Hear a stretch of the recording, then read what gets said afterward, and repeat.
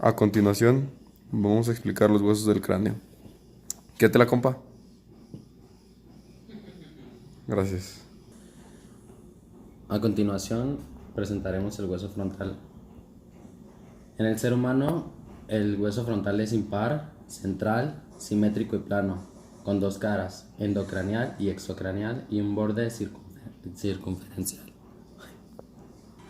Algunas de las partes del hueso frontal son las siguientes: la cara externa de la escama frontal, el borde parietal, la escotadura superorbitaria, la porción nasal, la espina nasal, la escotadura frontal y la cara del temporal. El hueso parietal es un hueso del cráneo plano, par, de forma cuadrítela, con dos caras, interna endocranial y externa exocranial, y cuatro bordes con sus respectivos ángulos.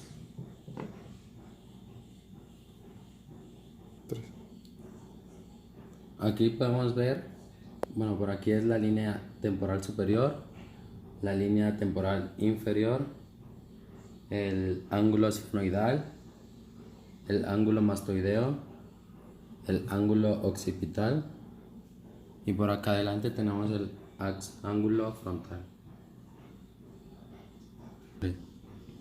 El hueso temporal es un hueso del cráneo. Está situado por debajo del... El hueso temporal. El hueso temporal es un hueso del cráneo. Es un hueso par, irregular y neumático, situado en la parte lateral, medial e inferior del cráneo. Los accidentes óseos de este hueso son: en esta parte tendremos la porción escamosa. Esta será la apófisis cigomática. Aquí tendremos el conducto auditivo externo. Por acá la apófisis estiloides. Aquí tendremos la cavidad glenoidea y esta parte será la porción mastoidea. Este es el hueso occipital. El hueso occipital es un hueso impar, central y simétrico del cráneo, que constituye la parte posterior, inferior y media del cráneo. Colabora en la formación tanto de la base como de la bóveda craneal. Es cóncavo hacia arriba y adelante y convexo hacia abajo y hacia atrás.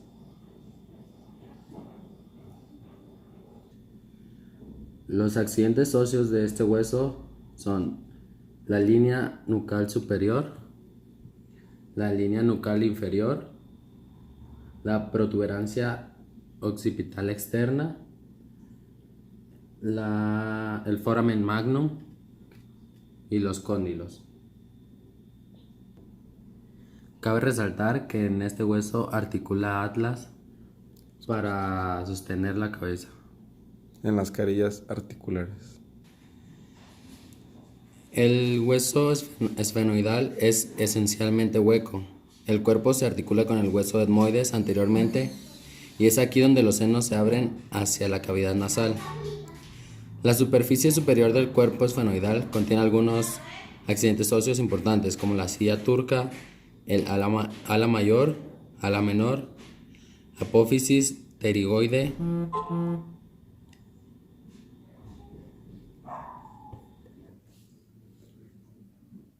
A continuación diremos el etmoides. Es un hueso impar y medio situado entre el frontal y el esfenoides, en el cual se distinguen tres partes: una lámina vertical, una lámina horizontal agujerada y dos masas laterales.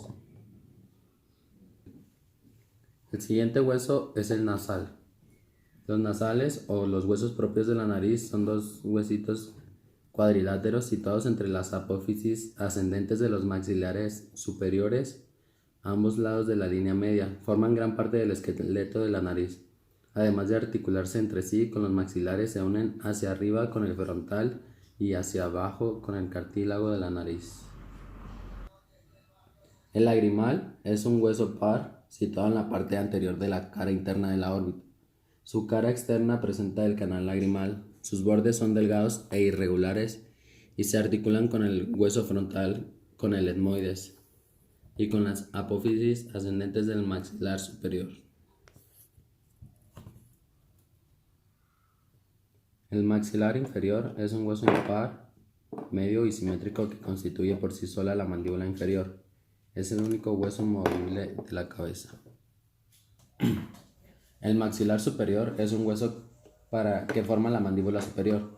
Cada maxilar presenta la apófisis ascendente que forma parte del borde interno de la órbita, la espina nasal, la apófisis palatina que forma en la parte del paladar y en el borde inferior los alvéolos o cavidades en las cuales se insertan los dientes.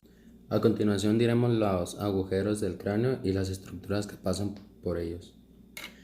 El primero que mostraremos es la lámina gribosa del etmoides. Por ahí pasa el primer par craneal, que es el olfatorio y la arteria oftálmica. Este que mostramos es el agujero óptico del esfenoides. Por ahí pasa el nervio óptico, que es el segundo par craneal, la arteria oftálmica. El tercero que mostramos es la hendidura esfenoidal. Por ahí pasa el motor ocular común, que es el tercer par craneal. El cuarto es el patético o troclear. El quinto es el trigémino, el cual se divide en tres. La rama oftálmica del nervio trigémino, el cual también se divide en tres. Se divide en lagrimal, nasal y frontal. El segundo es la rama maxilar y la tercera la rama mandibular. Y el sexto par craneal es el motor ocular externo o abduces, y por ahí pasa la vena oftálmica. Este que mostramos ahí es el conducto auditivo interno. Por ahí pasa la arteria auditiva interna y la vena auditiva interna.